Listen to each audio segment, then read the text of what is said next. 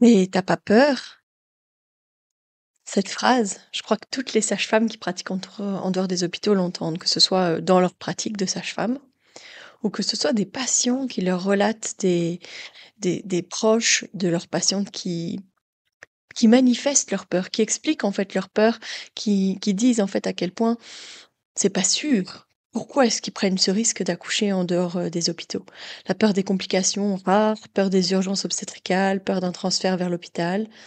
Bah, aujourd'hui, je déconstruis ces mythes et peurs autour de l'accouchement extra-hospitalier.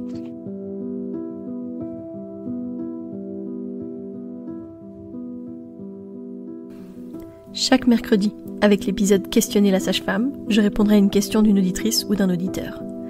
N'hésitez pas à venir me poser vos questions en message privé ou par mail, que ce soit sur la grossesse, l'accouchement, le postpartum, la parentalité, sur les naissances en dehors des hôpitaux ou encore sur nos pratiques de sage-femme autonome.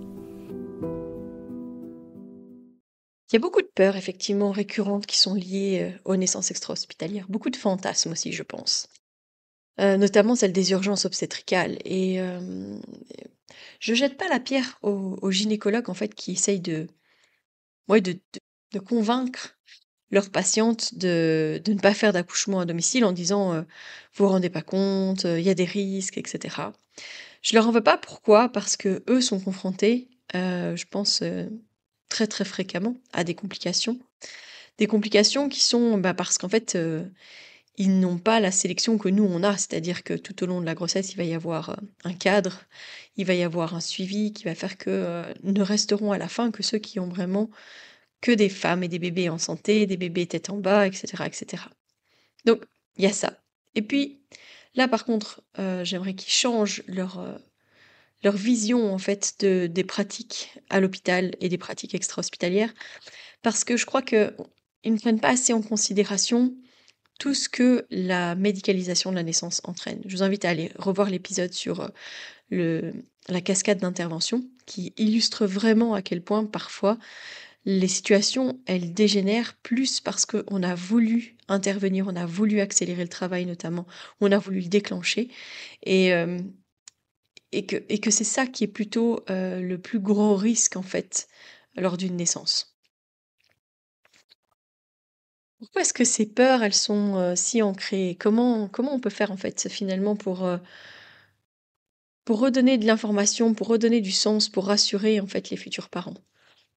Je pense que les inquiétudes, elles sont légitimes. D'abord parce que dans notre société, on ne parle de la naissance qu'à travers un risque. On ne parle de la naissance que comme quelque chose qui n'est pas positif. Oui, c'est positif d'accueillir un bébé, mais les douleurs de l'enfantement, les risques qu'on prend, etc., c'est quelque chose qui est très fort marqué, sociétalement parlant. Je vous ai fait aussi un épisode sur la vision de la naissance dans les séries télé, dans les médias, etc. Ça contribue énormément. Je vois sur les réseaux sociaux des extraits d'émissions sur les pratiques de sage-femme, et cetera. Il y a toujours un moment de même mélodrame, il y a toujours une histoire, il y a toujours quelque chose parce que c'est ça qui fait sensation. C'est ça qui fait que les gens regardent. Mais dans la réalité, si on laisse faire, on va avoir beaucoup moins de ces situations-là. Hem, je crois qu'il y a quand même quelque chose d'hyper important, c'est que la naissance, c'est un acte tellement intense, puissant, c'est tellement, chargé d'émotions fortes. Il y a aucune femme, aucun couple qui ne souhaite prendre le moindre risque pour son bébé. Est-ce que pour autant tous les gens qui choisissent d'être suivis en maison de naissance ou à domicile sont complètement inconscients? Pas du tout. Je dirais même que la plupart du temps, ce sont des gens qui sont plutôt éclairés, qui savent en fait la réalité des pratiques hospitalières, qui ne veulent pas s'y confronter, qui ont peut-être été eux-mêmes déjà heurtés par des situations de proches ou d'eux-mêmes. Et ça fait que ça teinte finalement leur manière de visualiser la naissance, mais plus dans le sens: «Je veux vivre quelque chose de positif, je veux être acteur de la naissance de mon bébé, donc je vais choisir d'accoucher chez moi ou en maison de naissance». C'est drôle parce que dans notre société où on soutient énormément les exploits sportifs notamment, hein, il y a eu quand même les JO, l'année dernière et ça a fait, tellement de bruit et cetera. Il y aura, la coupe du monde, il y aura des marathons, il y aura enfin voilà. On soutient très fort le monde sportif, les exploits sportifs et finalement on ne soutient pas du tout les femmes qui veulent enfanter dans leur pleine puissance. Pourquoi? Bah, parce que déjà on leur dit qu'elles elles sont folles de vouloir avoir mal. En fait, c'est pas ça qu'elles cherchent. Elles cherchent pas à avoir mal. Elles cherchent à avoir cette conscience, cette manière, vraiment, pleine et puissante de mettre au monde elles-mêmes leur bébé. Et ça, c'est hyper important. Par contre, ce qui est vrai aussi, c'est que parfois, les histoires que on véhicule, mais aussi parfois les histoires de vie qui sont autour de nous, peuvent venir changer nos plans. Actuellement, on a un couple qui avait décidé d'accoucher à domicile et puis dans leur cercle d'amis proches, des amis ont perdu un bébé d'une méningite fulgurante et là, elle a, un streptocoque B, donc ça veut dire elle a un germe au niveau vaginal qui préconise dans les protocoles, normalement hospitaliers de faire des antibiotiques. Donc nous, on discute toujours du cadre qui va être mis en place autour de ça, de la surveillance qui va être mis en place, et cetera. Que ce soit les prises de sang qui pourront être faites chez le bébé, de la surveillance clinique, parce que le streptocoque, dont le GBS n'est pas le seul germe qui pourrait créer des infections chez les bébés. Donc on explique tout ça, mais évidemment, avec l'histoire de ce petit bébé tout proche d'eux qui est décédé, d'une complication, pas du tout liée à la naissance, pas du tout liée à ce germe, et cetera, mais ça vient d'autant plus allumer certaines peurs et c'est, tout à fait normal et légitime, en fait, de les accompagner et de reconnaître, en fait, que cette histoire-là, de ce petit garçon-là, vient teinter leurs décisions. Donc on les a invités à aller à l'hôpital pour, notamment pour avoir les antibiotiques et puis, justement pour, peut-être peut-être justement, calmer cette peur. Parce que ce papa me disait, «Moi, s'il y avait quelque chose, je m'en voudrais toute ma vie de savoir qu'on aurait pu faire quelque chose et puis qu'on ne l'a pas fait». J'avais beau lui dire le cadre, lui dire, comment est-ce qu'on pouvait s'assurer que t on était toujours dans le bon, c'était compliqué, compliqué, parce que finalement, au-delà de ça, quand il discutait avec moi, ce qu'il visualisait, c'était un transfert en urgence pour le bébé, pour la maman, donc c'était bien au-delà de notre pratique habituelle, bien au-delà de ce qui se fait habituellement, mais vraiment, c'est venu allumer des grosses peurs. Ce qu'il m'a raconté, je me suis dit: «On est en fin de grossesse» et au final, il me parle de transfert dans des conditions, abominables. Heu, donc je lui ai dit, en fait: «Je pense que le meilleur endroit pour toi, pour vous, d'accueillir votre bébé, ça va être à l'hôpital. On vous accompagnera et cetera». C'est important de respecter les histoires individuelles, les émotions, le parcours personnel, en fait, pour garantir, OK, une sécurité physique, parce que ça, c'est ce qu'on fait toujours, mais aussi une sécurité psychique et ça aussi, on le prend toujours en considération. Alors oui, il existe des complications graves qui peuvent survenir à tout moment, peu importe le lieu de naissance et ça peut être avant la naissance, bien avant la naissance. Malheureusement, quand on choisit de donner la vie, on donne aussi la mort. Compliqué de se le rappeler, de se le dire, mais cet enfant, on espère dans longtemps, après une belle vie, mais cet enfant mourra un jour ou l'autre. Et malheureusement, parfois, les parents expérimentent un bébé qui s'envole même avant d'être né. Si la médecine savait exactement pourquoi est-ce que ça arrivait, on éviterait ce genre de drame, de perte de bébé pendant la grossesse ou dans les premiers jours, les premières semaines de vie. Mais dans la réalité, ça n'existe pas, puisque ça existe ça arrive toujours. Donc la médecine ne peut pas prévenir ce genre de choses. On a, la semaine dernière, vécu une urgence extrême, une complication qu'on rencontre très, très rarement. Pas du tout pendant le travail, donc en fait, rien à voir avec le lieu de naissance puisque finalement, son projet aurait pu être à l'hôpital, que ça aurait été exactement la même chose. Ça n'a rien à voir avec l'incidence de son choix de lieu de naissance, mais c'est une complication qui s'est passée. Elle a eu ce qu'on appelle un décollement placentaire, donc en fait, elle s'est mise à saigner abondamment d'un seul coup comme ça. Donc elle m'a appelée et ce qu'on a fait, c'est une prise en charge le plus rapide possible. Elle est partie de chez elle, puisque du coup, elle n'était pas du tout avec moi. Elle est partie de chez elle, accompagnée, et moi, je suis partie de mon côté et sur le chemin, prise de contact avec l'hôpital, d'abord avec les urgences pour expliquer la situation, puis avec le bloc d'accouchement pour que, quand on arrive, tout le monde soit prêt à intervenir. Toujours aussi avec l'idée qu'on ne pouvait pas savoir, quelle était l'importance de ce décollement, si, malheureusement, si ce bébé serait encore là ou pas. C'est important dans ce genre de situation, de savoir exactement qu'est-ce qu'on doit faire en urgence, tout en sachant qu'il y a des éléments qu'on ne maîtrise pas. Cette femme, je l'ai gardée, au téléphone tout le long de la route, après avoir, prévenu l'hôpital et évidemment qu'elle m'a posé des questions et qu'elle m'a demandé, en fait: «Qu'est-ce qui m'arrive? Qu'est-ce qui se passe? Qu'est-ce que ça veut dire?» Et j'ai été franche avec elle sur, qu'est-ce que c'était que cette complication et qu'est-ce que ça pouvait dire. Ça pouvait aller jusque le décès de son bébé. Ça peut paraître difficile à dire comme ça, mais c'est la réalité de la situation et j'aurais pas aimé que je lui dise que tout allait bien aller, qu'on allait se retrouver à l'hôpital et que ça allait aller, que ça allait aller et puis imaginons qu'on arrive et qu'on essaye d'écouter le cœur de ce bébé et qu'il n'est plus là. C'est un lien de confiance qu'on tisse avec les gens et je pense que parfois il faut appeler un chat un chat. Heureusement, ce décollement était, partiel et donc ce bébé va bien, cette maman va bien. Elle a eu une césarienne en urgence qui était donc bien loin de son plan initial de naissance, mais voilà. J'arrête pas de lui dire qu'il y avait des étoiles qui étaient alignées au-dessus de la tête de son bébé, mais en tout cas ce transfert, s'est bien passé. En même temps, je dirais que 3 jours après, je me suis retrouvée dans une situation où j'ai dû appeler un hôpital, pas du tout dans une situation d'urgence comme celle que j'avais eue et cetera, un autre hôpital et je suis restée en attente pendant 1 heure et demie.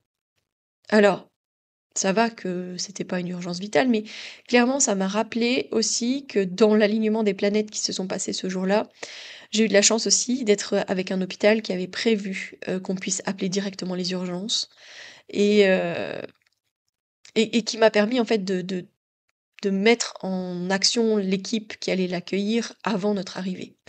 Ici, le deuxième hôpital, que j'ai dû avoir en ligne, à nouveau, je vous le redis, pas du tout pour une situation urgente, mais ça m'a traversé l'esprit de me dire si j'avais été confrontée à la même situation, de pas savoir gérer, de pas savoir communiquer avec les équipes avant, peut-être que ça aurait été catastrophique.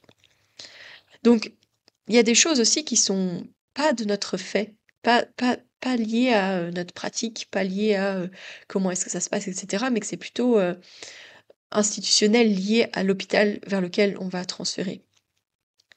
Finalement, moi, ce que j'aime rappeler quand même, c'est que la plupart des transferts qui ont lieu avec les sages-femmes, en tout cas avec nous, parce que je peux parler pour notre pratique, mais je suis quasi sûre que c'est la même chose pour nos collègues, parce qu'on discute beaucoup. Quand on met des sages-femmes entre elles, elles discutent énormément. Les transferts préventifs, finalement, ils sont nombreux, parce que on a une vigilance qui est importante.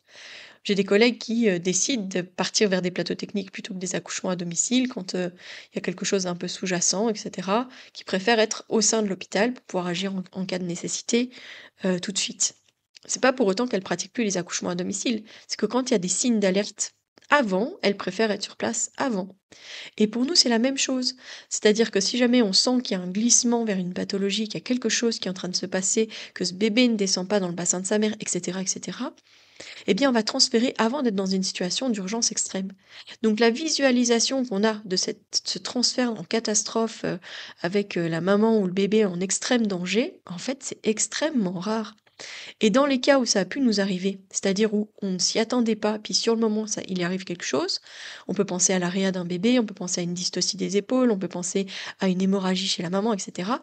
Mais en fait, tout est pris en charge au fur et à mesure pour faire en sorte que quand elles sont transférées, la plupart du temps, tout le monde est stable. On n'a jamais transféré quelqu'un en état critique et ça, c'est important de le rappeler.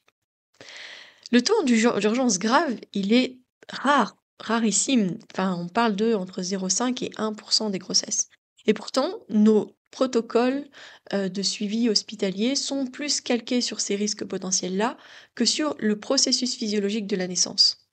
Le taux de transfert hospitalier pour les accouchements extra-hospitaliers, donc à domicile ou en maison de naissance, il est quand même, je dirais, pour des complications d'environ 10. Heu, alors c'est différent des transferts qui ont lieu pour, pour une demande de péridurale, par exemple. Si par exemple c'est lié à un travail qui n'évolue pas de la manière correcte, un bébé qui ne descend pas correctement, on peut considérer que c'est plutôt lié à une malposition plutôt que pour une péridurale. Donc là, moi, je les compte dans ces pourcentages-là. Dans la réalité, les accouchements, à la maison de naissance, j'ai fait, des statistiques, il faut que je termine pour la dernière année, mais les transferts pour complications réellement, gravissimes, en fait, il y en a très, très, très, très peu et encore heureusement. Il y a un cadre de sécurité qui est mis en place. On sélectionne rigoureusement avant la naissance les femmes, les bébés qui vont pouvoir vivre cette, ce processus de la naissance, qui vont pouvoir, subir un peu l'intensité, c'est ça. Si j'ai un bébé qui est fatigué, qui me montre des signes qu'il est déjà fatigué avant la naissance, ben, il serait quand même mieux d'être à l'hôpital pour pouvoir intervenir rapidement si jamais c'était nécessaire. Il y a une évaluation permanente tout au long de la grossesse, mais aussi tout au long du travail et tout au long du postpartum. On utilise la signalétique des feux verts, feux orange, feux rouges. Ça aussi, je vous ai fait un épisode là-dessus. C'est dans les tout premiers épisodes de, à l'époque, Bulle de sage-femme. Je vous mettrai le lien en description de cet épisode. Mais ça explique vraiment le cadre qu'on met autour de ces couples qu'on suit, de ces femmes qui vont enfanter. Pourquoi? Parce que euh, on a des alertes. Moi, je dis souvent, ça m'allume des petites lumières, etc. Ça, c'est un peu une visualisation que j'aime et quand parfois les femmes me parlent, poum, poum, poum, poum, je sens que ça, à la fois ça poum dans le OK, ça on est bon, et puis parfois ça fait poum, ah, ça on va surveiller, on va vérifier, etc. Toujours s'assurer qu'on reste dans le bon. Et puis, on se forme en continu, continuellement, chaque année. Il y a encore quelques jours, on était à une formation sur les sièges inopinés, quelque chose qui m'est arrivé à moi-même, hein, d'accord? Donc, je sais très bien ce que ça représente. Et je sais aussi que la peur a teinté clairement ce qui s'est passé pour la naissance de Catherine, et que j'aurais aimé qu'il y ait des sages-femmes qui soient à même de comprendre, d'accompagner ce qui se passait à ce moment-là, que elles comme moi, on vive une naissance beaucoup plus sereine. On a sur place tout ce qu'il faut pour écouter le bébé, pour s'assurer du bien-être du bébé, de la maman, etc. On a un sens clinique vraiment très développé. On est aussi là que pour cette femme. On ne suit pas plusieurs femmes en même temps. Donc quand on parle de sécurité des accouchements extra-hospitaliers, j'aime rappeler ça. C'est que jamais, quasi jamais, vous allez avoir le même suivi à l'hôpital. D'abord parce que même si vous êtes la seule en salle d'accouchement, la sage-femme va pas rester auprès de vous. Elle va pas être juste derrière la porte. Alors que nous, c'est vraiment le cas. Je veux dire, on n'est pas à l'autre bout du service, dans notre bureau, etc. On est tout près des femmes, on entend ce qui se passe, on va la voir régulièrement, on écoute le cœur de son bébé, etc. À la fin, à la naissance, on est une femme, deux sages-femmes. Ça aussi, c'est ultra sécuritaire. Ça nous permet d'intervenir si jamais c'est nécessaire, ça nous permet de faire en sorte qu'il y en ait une qui appelle si jamais c'est nécessaire pendant que l'autre travaille à aider la femme ou le bébé, enfin voilà. Les, les sages-femmes réévaluent constamment. Elles mènent des actions tout le long du suivi, etc. Et elles réévaluent constamment, minute après minute, à chaque moment. On est sur un qui-vive finalement de comment est-ce que ça se passe pour la femme et pour le bébé constamment, constamment, constamment. Et les statistiques sont de notre côté, que ce soit les statistiques de la PAD en France ou les statistiques de Birth Matters en Belgique, ça prouve finalement la sécurité de l'accouchement extra-hospitalier. Et pourtant, on a toujours une vision euh, pas assez sécuritaire de l'accouchement extra-hospitalier. On a toujours l'impression qu'il se passe des choses en extra-hospitalier. Alors il y a un biais, c'est que quand on arrive à l'hôpital, évidemment, c'est parce que ben, il y a quelque chose qui se cristallise, il y a une complication, il y a quelque chose. Que ce soit un placenta qui ne vienne pas, que ce soit une femme qui a peut-être saigné un petit peu trop, que ce soit... Voilà, clairement, quand on transfère, parce qu'on a un bébé qui descend pas, parce que voilà, c'est parce qu'on considère que bah, à ce moment-là, il y a un risque potentiel et qu'il faut intervenir, qu'il faut aller vers la médecine parce que là, on en a besoin. Cette femme qui a eu un décollement placentaire, heureusement que la médecine était là. Heureusement qu'on a pu sortir son bébé en urgence. Mais ce n'est pas comme ça qu'on doit prendre en charge tout le monde. Toutes les femmes ne sont pas en train de développer une complication. Quand vous prenez l'avion, vous savez qu'il y a une probabilité très faible de complication.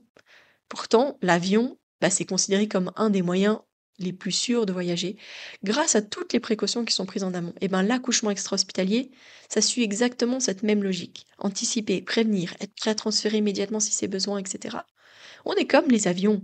On est aussi une manière tout à fait sécuritaire de mettre au monde les bébés. La sécurité d'un accouchement extra-hospitalier, ça passe par une meilleure collaboration entre les sages-femmes et les hôpitaux. J'ai envie de dire sans suspicion, juste envers notre pratique, envers notre profession. C'est pas parce qu'on transfère qu'on a fait une erreur. C'est parce qu'on a considéré qu'on sortait de notre cadre de pratique. C'est parce qu'on a considéré qu'on sortait de la physiologie. Ou qu'en tout cas, il y avait besoin d'une surveillance accrue chez cette femme ou chez ce bébé. Moi, je suis heurtée de voir que, encore aujourd'hui, eh bien, il y a des sages-femmes qui sont poursuivies par les hôpitaux après avoir transféré des patientes. Il y a une de nos collègues, Céline Blandin, en France, qui est injustement suspendue, justement. Et son cas, il illustre carrément cette chasse aux sorcières, il y a pas d'autre mot, à l'égard des sages-femmes qui pratiquent des accouchements, à domicile. Pourquoi? Parce que c'est mettre en danger finalement aussi la pratique des sages-femmes, mais aussi la liberté des femmes, des familles à choisir le lieu de naissance qui leur convient. Et c'est quoi qui s'est passé? Une sage-femme qui a transféré à l'hôpital, une femme qui a accouché 3 heures après, un bébé qui a dû aller en néonate et qui va très bien maintenant, mais c'est l'hôpital qui a poursuivi cette sage-femme. Alors qu'en fait, elle a reconnu les limites de sa pratique. Elle a transféré cette patiente parce que c'était nécessaire et pourtant, elle est suspendue. Alors, il y a une pétition qui circule justement pour cette sage-femme, donc je vous mets le lien dans la description de cet épisode et je vous invite vraiment à aller signer cette pétition en soutien à cette sage-femme. Mais vous pouvez aussi aller soutenir, l'APAD, donc l'association, heu, pour le soutien à l'accouchement à domicile. Je vous mets le lien vers cette association et vous pouvez vraiment prendre des informations sur cette sage-femme. Vous verrez, c'est pas la première dans ce département à vivre cette situation et ça devient plus que problématique parce que du coup, on arrive à des endroits où on a des déserts de sages-femmes, qu'il y a pas de sages-femmes qui pratiquent les accouchements à domicile. Donc soit les femmes, oui, vont à l'hôpital, mais plutôt résignées, qu'autre chose, ou alors elles vont, aller vers des accouchements non assistés alors qu'on peut le faire de manière sécuritaire avec des professionnels. C'est quand même dommage. Il y a aucune naissance, peu importe où elle a lieu, qui ne présente, pas de risque. Le risque zéro n'existe pas. La mission des sages-femmes, c'est justement de maintenir ce risque au plus bas. C'est d'être gardienne de la physiologie, mais aussi détectrice attentive des complications potentielles qui peuvent arriver.